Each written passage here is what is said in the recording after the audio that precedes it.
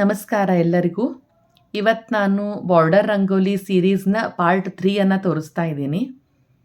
ಫಸ್ಟಿಗೆ ನಾನು ಏನು ಮಾಡಿದ್ದೀನಿ, 2 ಲೈನ್ ಇಟ್ಕೊಂಡು 2 ಲೈನಲ್ಲಿ ಈ ರೀತಿ ಶೇಪಲ್ಲಿ ಮಾಡ್ತಾ ಬಂದಿದ್ದೀನಿ.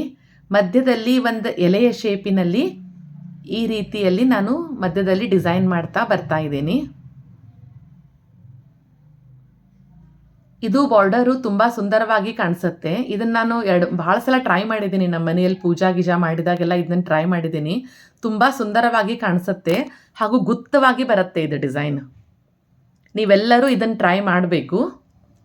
ನೆಕ್ಸ್ಟ್ ನಾನು ಏನು ಮಾಡಿದ್ದೀನಿ, ಒಂದು ತೋರಣದ ಡಿಸೈನನ್ನು ಮಾಡಿದ್ದೀನಿ. ಫಸ್ಟಿಗೆ ಏನು ಮಾಡಿದ್ದೀನಿ, ಒಂದು ಸಿಂಗಲ್ ಲೈನ್ ತೆಗೆದಿದ್ದೀನಿ. ಅದಕ್ಕೆ ಎಲೆಯ ಶೇಪಿನ ಆಕೃತಿಯನ್ನು ಒಂದು ಸ್ವಲ್ಪ ಜಾಗ ಬಿಟ್ಟು ಮಾಡ್ತಾ ಬರ್ತಾ ಇದ್ದೀನಿ. ಇದು ಒಂದು ನಮೂನಿ ನಾವು ಮನೆಯಲ್ಲಿ ತೋರಣ ಹಾಕಿದ್ದೇವೇನೋ ಅನ್ನೋ ಥರ ಅನಿಸುತ್ತೆ. ಇದು ಮಾವಿನ ಎಲೆಯ ಶೇಪಿನಲ್ಲಿ ನಾವು ಮಾಡಿರೋದ್ರಿಂದ ಇದು ಹಬ್ಬದ ವಾತಾವರಣದಲ್ಲಿ ತುಂಬ ಸುಂದರವಾಗಿ ಕಾಣಿಸುತ್ತೆ. ಇದು ಮಧ್ಯದಲ್ಲಿ ಒಂದು ಲೈನ್ ತೆಗೆದು ಎಲೆಯಲ್ಲಿ ಯಾವ ರೀತಿ ಶೇಪಲ್ಲಿ ಲೈನ್ ಬರುತ್ತಲ್ಲ ಅದೇ ರೀತಿ ಶೇಪಲ್ಲಿ ಲೈನ್ಸನ್ನು ತೆಗೆದಿದ್ದೀನಿ.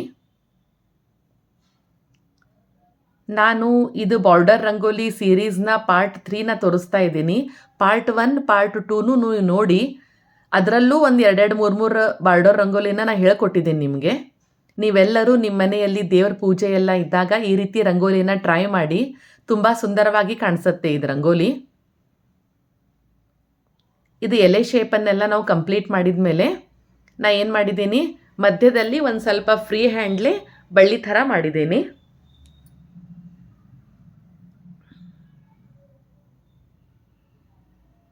ನೋಡಿ ನಾ ಯಾವ ರೀತಿ ಮಾಡ್ತಾ ಬಂದಿದ್ದೀನಿ ಅಂತ.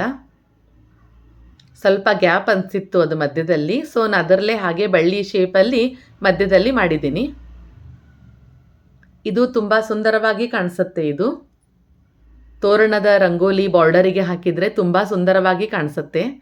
ಲೀಫಿನ ಮೇಲೆ ಏನು ಮಾಡಿದ್ದೀನಿ, ಒಂದು ಸ್ವಲ್ಪ ರಂಗೋಲಿಯನ್ನು ಡಾಟನ್ನು ಇಟ್ಟು ಈ ರೀತಿ ಬಟ್ಲೆ ಪ್ರೆಸ್ ಮಾಡಿದ್ದೀನಿ.